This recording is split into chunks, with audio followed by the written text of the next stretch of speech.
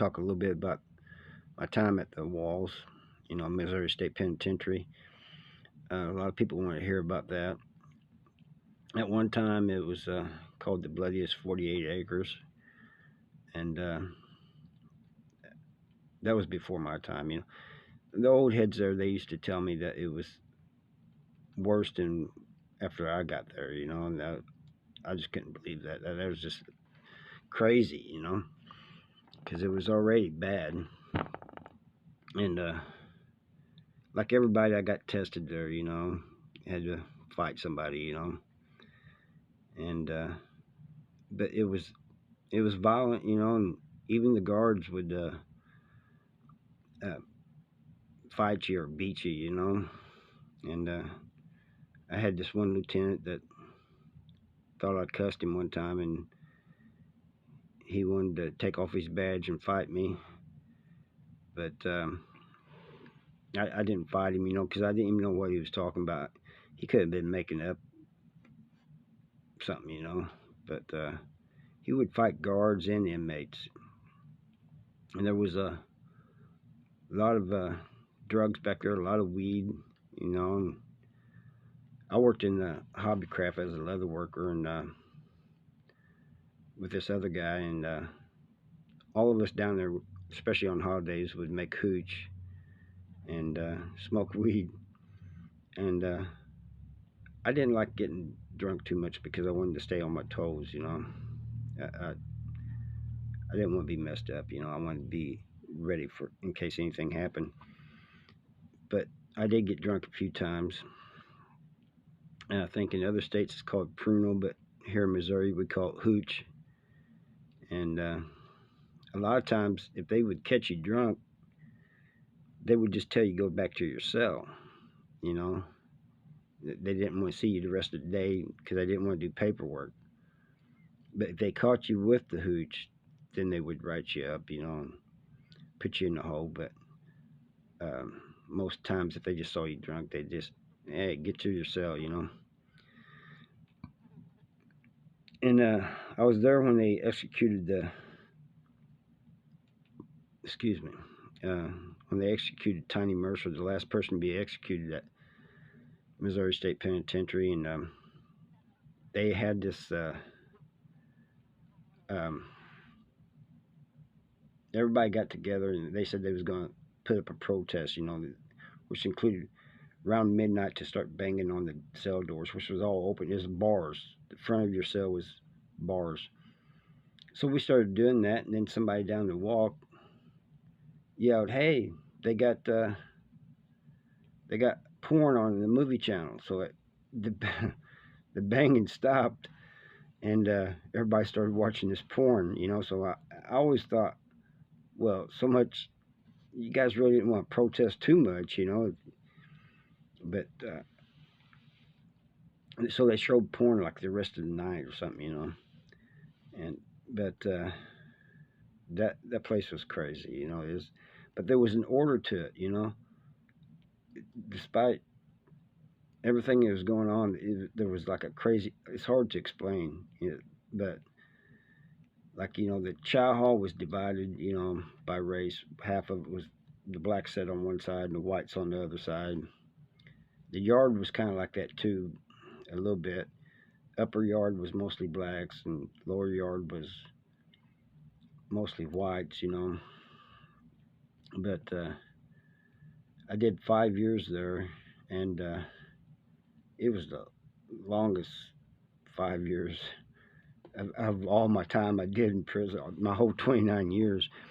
That place, and the thing of it is, last year, it's a museum now. And last year I went back there as a, just I saw my old cell, one of my old cells, and it was just kind of strange being there.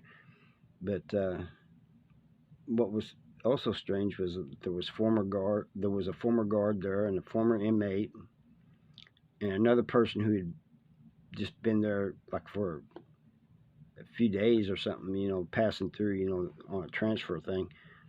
But I was kind of surprised to see them there. They was kind of surprised to see me. And the guard said he didn't even know why he came there. He said, I just felt a need to. The thing about the museum is that they say it's haunted. You know, I never saw no ghost there. And people say, well, how do you know? Well, it doesn't matter because I wasn't scared of anybody that was dead. I was more worried about the ones that was alive, you know. So, but this ghost thing, I think, is just a thing for them to make money, you know, drawing tourism. But anyway, after 5 years there, I got my custody level to a 4, lowered to a 4, and I was sent to Farmington Correctional Center.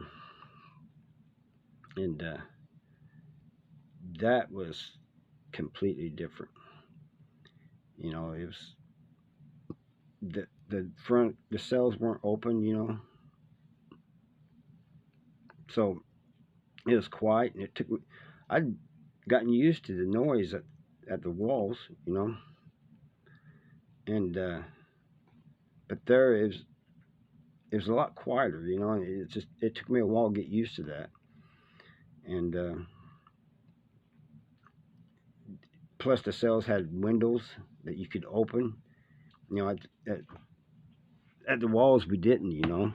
The cells were back to back and facing out, and you had these big tall windows, you know, that went all the way up. And here, and it was 4 tiers, and here is just like 2 levels, you know, bottom walk and the top walk. And it took some getting used to, you know. And plus, when you first get there, when I first got there was a bunch of us from the walls that got there at the same time. And like the white shirts, you know, the sergeants and the lieutenants and stuff, captains, they treated us, you know, bad. You know, oh, you guys are from the walls, you think you're bad or something, you know. No, it wasn't that. I have never thought I was bad. I was just trying to survive, you know.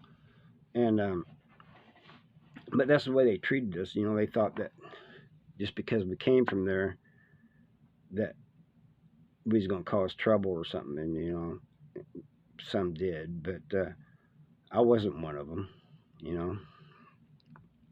And then